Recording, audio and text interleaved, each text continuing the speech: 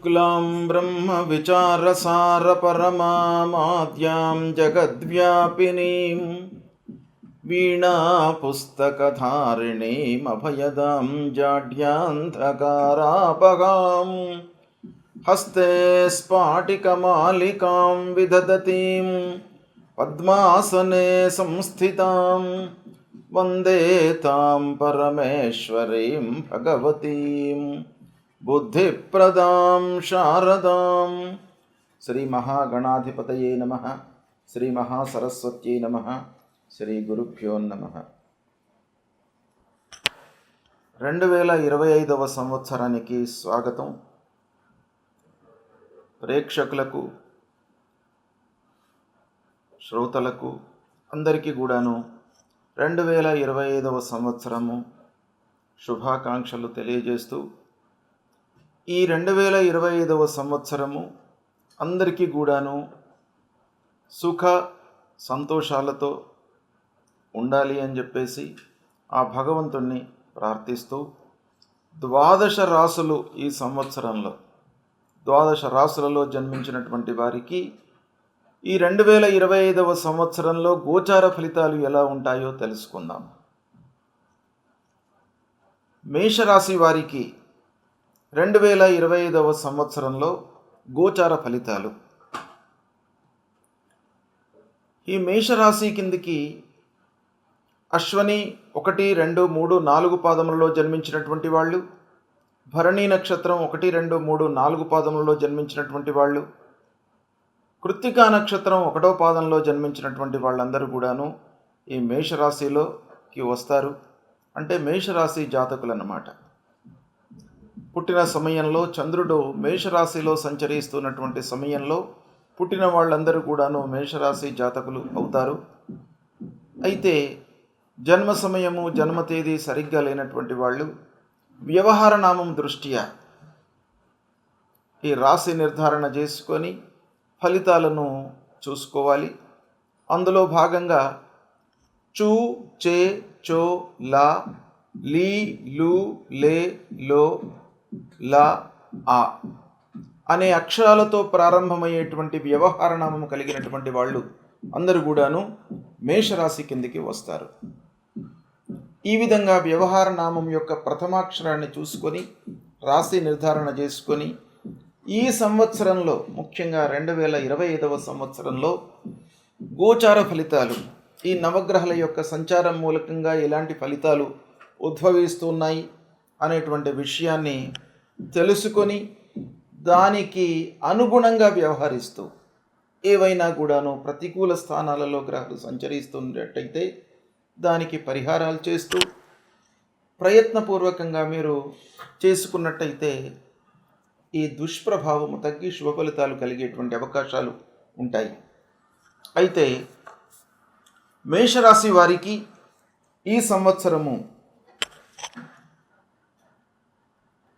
14 మే 2025 వరకు, అంటే గత సంవత్సరము 1/5/2024 నుండి ఈ సంవత్సరము 14/5/2025 వరకు వృషభ రాశిలో బృహస్పతి దేవగురు సంచరిస్తున్నాడు. ఈ వృషభ రాశిలో సంచరించడము మేషరాశి జాతకులకు ద్వితీయ స్థానం అవుతుంది. ద్వితీయ స్థానంలో గురు సంచారము చాలా యోగప్రదంగా ఉంటుంది మేషరాశి వారికి. అంటే భాగ్యాధిపతి ధనస్థానంలో సంచరిస్తున్నాడు. ఇది చాలా యోగప్రదమైనటువంటి కాంబినేషన్. అదృష్ట స్థానాధిపతి, 2వ స్థానము ధనస్థానము, కుటుంబ స్థానము, వాక్ స్థానము, ఇలాంటి 2వ స్థానం లోపల గురు సంచరించడం అనేటువంటిది చాలా యోగప్రదమైనటువంటిది. కనుక ఈ సమయం లోపల మేషరాశి జాతకులకు ముఖ్యంగా ఎలాంటి ఫలితాలు ఉంటాయి అనంటే, ధార్మికమైనటువంటి కార్యక్రమాలలో పాల్గొంటారు. ధార్మికమైనటువంటి కార్యక్రమాలు చేయడంపై మనస్సు నిలుపుతారు. నలుగురికి సహాయ సహకారాలు అందిస్తారు. ఆదాయం బాగా ఉంటుంది. అనుకున్నవి అనుకున్నట్టుగా జరిగిపోతూ ఉంటాయి. ఇక విద్యార్థుల విషయం ఆలోచించినట్టయితే విద్యార్థులకు ఉన్నత విద్యకై కూడాను ఈ సమయం బాగా కలిసి వస్తుంది. రావాల్సినటువంటి డబ్బు చేతికి వస్తుంది. కుటుంబంలో అందరితో కూడాను మీరు సౌఖ్యంగా గడుపుతారు. మంచి మాటలతో మీరు పనులు నెరవేర్చుకుంటారు. అంటే మీ పనితనానికి, పలుకుబడికి చాలా ప్రాధాన్యత ఏర్పడుతుంది ఈ సమయం లోపల. అన్ని విధాలుగా మీకు బాగా కలిసి వచ్చేటువంటి సమయం. అంతేకాకుండా చేసేటువంటి వృత్తిపరంగా మీరు చాలా సంతోషంగా ఉంటారు. వృత్తిలో సంతృప్తిని పొందుతారు ఈ సమయం లోపల. అంటే 14 మే 2025 వరకు వృత్తిలో మీరు సంతృప్తిగా ఉండడం మూలకంగా అద్భుతాలను సృష్టించేటువంటి అవకాశాలు బాగా ఉన్నాయి. భాగ్యాధిపతి గనుక మీ ప్రయత్నానికి, మీ కష్టానికి అదృష్టం కూడాను తోడవుతుంది. కాబట్టి ఈ సమయంలో మీకు చాలా కలిసి వచ్చేటువంటి అవకాశాలు ఉన్నాయి. ఈ సమయాన్ని మీరు ఉపయోగించుకున్నట్టయితే ఆదాయపరంగా కానివ్వండి, వృత్తిపరంగా కానివ్వండి, అన్ని విధాలుగా మీకు బాగా కలిసి వస్తుంది. ఈ సమయాన్ని ఉపయోగించుకోండి. ఇక 14 మే 2025 తర్వాత బృహస్పతి మిథున రాశిలోకి ప్రవేశిస్తున్నాడు. మిథున రాశి మేషరాశి వారికి తృతీయ స్థానం అవుతుంది. అంటే తృతీయ స్థానంలో బృహస్పతి సంచరించడము కొంత ప్రతికూలమైనటువంటి ఫలితాలను ఇస్తుంది. అంటే భాగ్యాధిపతి మేషరాశి వారికి, మేషరాశిలో జన్మించినటువంటి వారికి ముఖ్యంగా భాగ్యాధిపతి గురువు యొక్క సంచారము చాలా ఎఫెక్టివ్గా ఉంటుంది. కనుక ఈ భాగ్యాధిపతి తృతీయ స్థానంలో సంచరించడం మూలకంగా కొన్ని ఇబ్బందులు మీరు ఫేస్ చేయవలసి వస్తుంది. ఇది ముఖ్యంగా 14 మే నుండి 19 అక్టోబర్ వరకు మిథున రాశిలో బృహస్పతి సంచరిస్తున్నాడు. అంటే తృతీయ స్థానంలో సంచరిస్తున్నాడు మేషరాశి వారికి. తృతీయ స్థానము విక్రమస్థానము, సహోదరుల యొక్క సంబంధించినటువంటి స్థానము, వీర్యస్థానము, ఇలాంటి స్థానం లోపల భాగ్యాధిపతి సంచరించడం మూలకంగా కొన్ని ఇబ్బందులు ఉంటాయి. కనుక ముఖ్యంగా మీరు స్నేహితులతో, ఆత్మీయులతో, బంధువులతో సఖ్యత పెంచుకోవడానికై ప్రయత్నాలు చేయాలి. ఈ కాలం లోపల తొందరపడి నిర్ణయాలు తీసుకోకుండా 1కి 4 సార్లు ఆలోచిస్తూ జాగ్రత్తగా మీరు అడుగులు వేయడం అనేటువంటిది ఈ సమయంలో మీకు చాలా అవసరము. ఇక 19 అక్టోబర్ నుండి కర్కాటక రాశిలోకి ప్రవేశిస్తున్నాడు. అంటే 19 అక్టోబర్ 2025 రోజున కర్కాటక రాశిలోకి ఎంటర్ అవుతున్నాడు బృహస్పతి.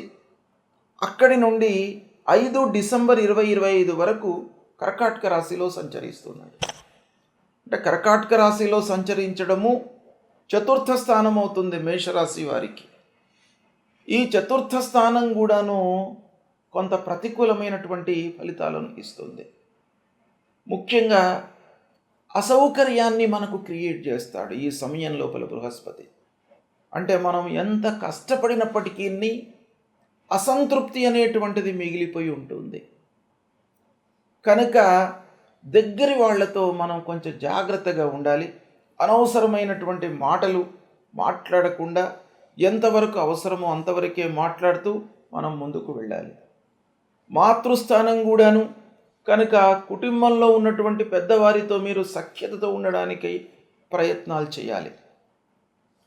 ఈ సమయంలో అంటే 19 అక్టోబర్ 2025 నుండి 5 డిసెంబర్ 2025 వరకు చతుర్థ స్థానంలో బృహస్పతి ప్రతికూలంగా సంచరిస్తున్నాడు.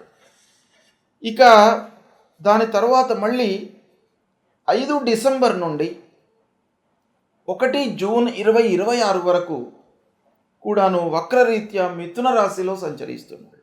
అంటే కర్కాటకం నుండి వక్రరీత్యా మళ్ళీ మిథునంలోకి ప్రవేశిస్తున్నాడు. ఆ మిథున రాశి తృతీయ స్థానం అవుతుంది మేషరాశి జాతకులకు. అది కూడాను ప్రతికూలమే. అయితే ఓవరాల్గా మనం చూసినట్టయితే ఈ 2025వ సంవత్సరం లోపల మేషరాశిలో జన్మించినటువంటి వాళ్లకు ఈ 14 మే 2025 వరకు అనుకూలమైనటువంటి స్థితి ఉంది బృహస్పతి మూలకంగా. దాని తర్వాత మళ్ళీ బృహస్పతి తృతీయ స్థానము, చతుర్థ స్థానము, మళ్ళీ వక్రరీత్యా తృతీయ స్థానము, మళ్ళీ రుజుమార్గం లోపల చతుర్థ స్థానము, ఈ విధంగా పయనిస్తున్నాడు. కాబట్టి 14 మే తర్వాత గురువు యొక్క స్థితి ప్రతికూలంగా ఉంది మేషరాశి వారికి. కనుక ఈ గురు మూలకంగా అంటే కర్కాటక రాశిలోకి సంచరించడము ఒక రకంగా బృహస్పతి ఉచ్చ స్థానంలోకి ప్రవేశిస్తున్నాడు. కనుక మిథున రాశిలో సంచరించడం మూలకంగా మనకు ఉద్భవించేటువంటి ప్రతికూల ఫలితాల కంటే కూడాను కర్కాటక రాశిలో సంచరిస్తున్నప్పుడు మేషరాశి వారికి ఒక యోగప్రదమైనటువంటి కాంబినేషన్ ఏర్పడుతుంది.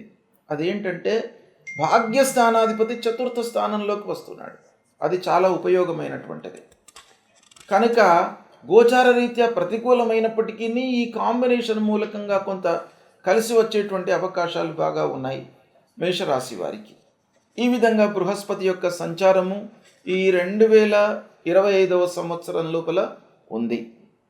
ఇక శనీశ్వరుడు ముఖ్యంగా ఈ సంవత్సర ఫలితాలపై ప్రభావాన్ని చూపించేటువంటి గ్రహాలు బృహస్పతి, శని, రాహువు, కేతువు.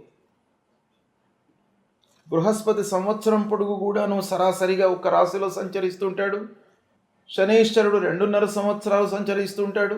రాహు, కేతువులు 18 నెలలు సంచరిస్తుంటారు. కాబట్టి ఈ 4 గ్రహాల యొక్క సంచారము ప్రధానంగా మనం చూస్తాం. వాటి యొక్క ఫలితాలు ఎలా ఉండబోతున్నాయి అనేటువంటి విషయంపై మనము మనస్సు నిలుపుతాం. ఇక ఈ సంవత్సరము 29 మార్చి 2025 వరకు శనైశ్చరుడు మేషరాశి వారికి ఏకాదశ స్థానంలో సంచరిస్తున్నాడు. ఏకాదశ స్థానంలో శని సంచారము చాలా యోగప్రదంగా ఉంటుంది. మేషరాశి జాతకులకు ముఖ్యంగా 11వ స్థానంలో అంటే 29 మార్చి వరకు దశమాధిపతి ఏకాదశ స్థానంలో ఉండడం మూలకంగా వృత్తిపరంగా బాగా కలిసి వస్తుంది. వృత్తి లోపల మీకు ఔన్నత్యం లభిస్తుంది. అంటే పదోన్నతి లభించేటువంటి అవకాశాలు ఉంటాయి. వృత్తిపరంగా మీకు ఆదాయం పెరుగుతుంది. ప్రాపర్టీస్ కొనడం కానివ్వండి, ఇన్వెస్ట్మెంట్ చేయడం కానివ్వండి, ఇవన్నీ కూడాను ఏకాదశ స్థానంలో శని సంచరిస్తున్నటువంటి సమయం లోపల మీకు బాగా కలిసి వస్తుంది. ఇక దాని తరువాత మళ్ళీ 29 మార్చి నుండి 3 జూన్ 2027 వరకు అంటే 29 మార్చి నుండి దాదాపు 2.5 సంవత్సరాల వరకు శని మీనరాశిలోకి ప్రవేశించి సంచరిస్తున్నాడు. అంటే మేషరాశి వారికి 29 మార్చి 2025 నుండి ఏలినాటి శని ప్రారంభమవుతుంది. అంటే ద్వాదశ స్థానంలోకి ఎంటర్ అవుతున్నాడు. కనుక మేషరాశి వారు ముఖ్యంగా దశమాధిపతి ద్వాదశ స్థానంలోకి వస్తున్నాడు. అంటే వృత్తిరీత్యా డబ్బు వస్తుంది, కాదంటే కొంత మిస్యూజ్ అయ్యేటువంటి అవకాశాలు ఉంటాయి. ద్వాదశంలోకి శని ఎంటర్ కాగానే మనకు కొన్ని ఇబ్బందులు, ఖర్చులు, అనవసరమైనటువంటి ఖర్చులు ముందుకు రావడము, మనం ఊహించినటువంటి ఖర్చులు ముందుకు రావడం మూలకంగా మనం ప్రణాళికాయుతంగా ఏవైతే ఖర్చు చేయాలి, ఇన్వెస్ట్మెంట్ చేయాలి అనేటువంటి ప్లాన్లో ఉంటామో అవన్నీ కూడాను కొంత నిర్వీర్యమయ్యేటువంటి అవకాశాలు ఉంటాయి. కనుక మేషరాశి వారు 29 మార్చి తరువాత ద్వాదశంలోకి ఎంటర్ అవుతున్నాడు కనుక కొంత జాగ్రత్తగా ఫైనాన్షియల్ ప్లానింగ్ చేసుకోవాలి, ప్రణాళికాయుతంగా ముందుకు వెళ్ళాలి. డబ్బు రావడం అనేది వస్తుంది. కర్మ స్థానాధిపతి, రాజ్యాధిపతి కాబట్టి శనైశ్చరుడు మేషరాశి వారికి వృత్తిపరంగా డబ్బులు ఇస్తాడు, ఆదాయం ఉంటుంది. కానీ దాన్ని పొదుపు చేసుకోవడము, ఇన్వెస్ట్మెంట్ చేయడం పైన కొన్ని ఇబ్బందులు శని మూలకంగా కలిగే అవకాశాలు ఉన్నాయి. కాబట్టి మేషరాశి వారు ఈ సమయం లోపల కొన్ని జాగ్రత్తలు తీసుకోవాలి. ఇక 18 మే 2025 వరకు రాహువు మీనరాశిలో సంచరిస్తున్నాడు.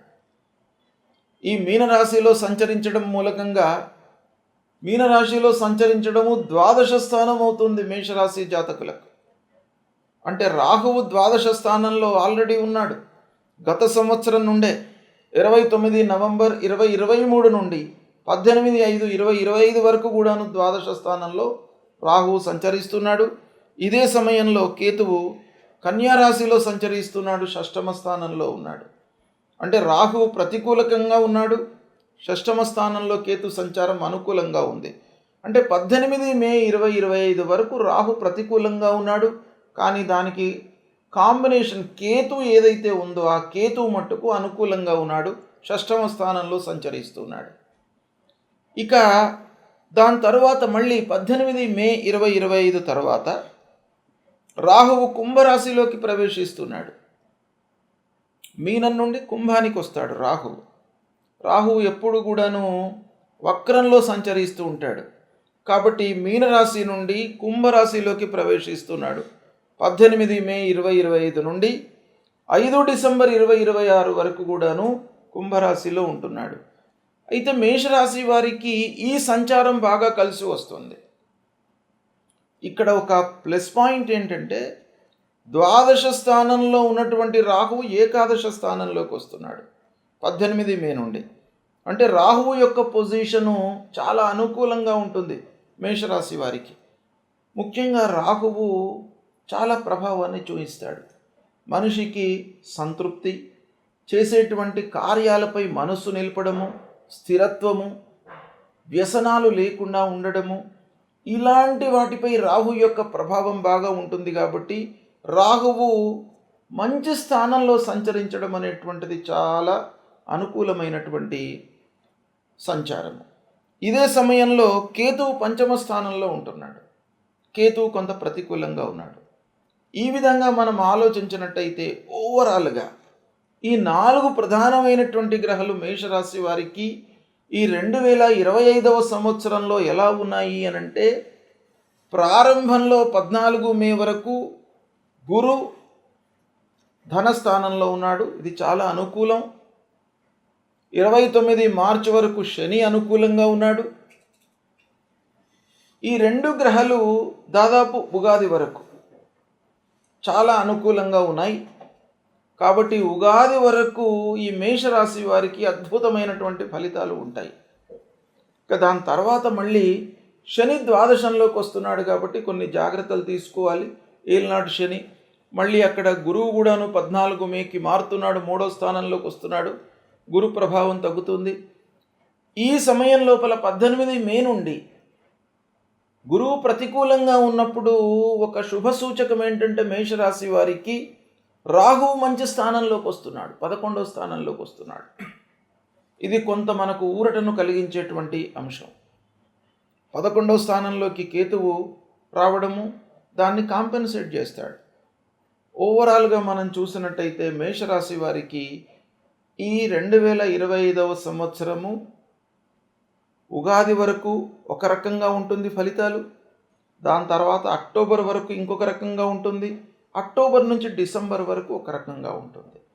అంటే ఈ 3 భాగాలుగా మనం విభజించి చూసినట్టయితే మేషరాశి వారికి ఓవరాల్గా 60% ఈ సంవత్సరము 60 to 70% మంచి ఫలితాలు కలిగేటువంటి అవకాశాలు ఉన్నాయి. ఇక ఏ గ్రహాలు మనకు ప్రతికూలంగా ఉన్నాయి అనేటువంటి విషయాన్ని మనం ఆలోచించినట్టయితే, బృహస్పతి 14 మే తర్వాత మారుతున్నాడు, తృతీయ స్థానంలోకి వస్తున్నాడు. దాని తర్వాత మళ్ళీ చతుర్థ స్థానంలోకి వస్తున్నాడు. కాబట్టి గురువు యొక్క సంచారం ప్రతికూలంగా ఉంది గనక మేషరాశి వారు గురుప్రీత్యర్థమై పరిహారాలు చేసుకోవడం మంచిది. ఇది సంవత్సరం పొడుగు ఉండేటువంటి ఫలితాలు కాబట్టి మీరు గురువుకు సంబంధించినటువంటి శ్లోకం ప్రతినిత్యం కూడాను చదువుకోవడము, సద్గురువులను సందర్శించుకోవడము.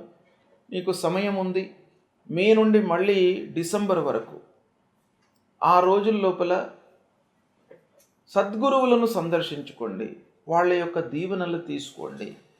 ప్రతినిత్యం కూడాను మాతాపితృలను సేవించండి. తర్వాత ముఖ్యంగా శని మేషరాశి వారికి 29 మార్చి నుండి ఏలినాటి శని అంటే ద్వాదశ స్థానంలోకి వస్తున్నాడు. ద్వాదశ స్థానంలోకి రావడం మూలకంగా కొన్ని ఖర్చులు పెరుగుతాయి. ఆదాయం స్థిరంగానే ఉంటుంది, ఆదాయంలో ఇబ్బంది లేదు. రాజ్యాధిపతి శని కాబట్టి మేషరాశి వారికి ఆదాయం ఏమి లోటు ఉండదు. ఆదాయం వస్తుంది, చేతిలో డబ్బు ఉంటుంది. కానీ అనవసరమైనటువంటి ఖర్చులు ఉండేటువంటి అవకాశాలు ఉన్నాయి కాబట్టి శని ప్రీత్యర్థమై మీరు ప్రతినిత్యం కూడాను హనుమాన్ చాలీసా చదువుకోండి, హనుమాన్ చాలీసా పారాయణం చేయండి, ఆంజనేయ స్వామి దేవాలయానికి వెళ్ళండి, నవగ్రహ స్తోత్ర పారాయణం చేసుకోండి. నవగ్రహ దేవాలయానికి కూడాను వెళ్ళి ప్రతినిత్యం కూడాను మీరు దర్శనం చేసుకొని, అక్కడ పశ్చిమ దిశ లోపల నవగ్రహం లోపల శనీశ్వరుడు ఉంటాడు కాబట్టి ఆ శనికి ప్రీత్యర్థమై నువ్వులు తైలాభిషేకం చేసి ఆంజనేయ స్వామిని దర్శించుకోండి. ఇక 18 మే వరకు రాహు ప్రతికూలంగా ఉన్నాడు గనక రాహు ప్రీత్యర్థమై అమ్మవారి దేవాలయానికి వెళ్ళండి, అమ్మవారి స్తోత్రాన్ని పారాయణం చేసుకోండి. ఈ విధంగా మీరు చేసుకున్నట్టయితే మేషరాశి వారికి గురు శని ప్రభావము అంతగా ఉండదు. మంచి స్థానాలలో సంచరిస్తున్నప్పుడు ఎలాగూ మీకు మంచి ఫలితాలు ఇస్తాడు. ప్రతికూలమైనటువంటి స్థానాలలో సంచరిస్తున్నటువంటి సమయంలో మీరు పరిహారం చేయడం మూలకంగా, తర్వాత ఈ యోగము ఏదైతే ఉందో, గురువు భాగ్యాధిపతి శుభప్రదంగా ఉంటాడు.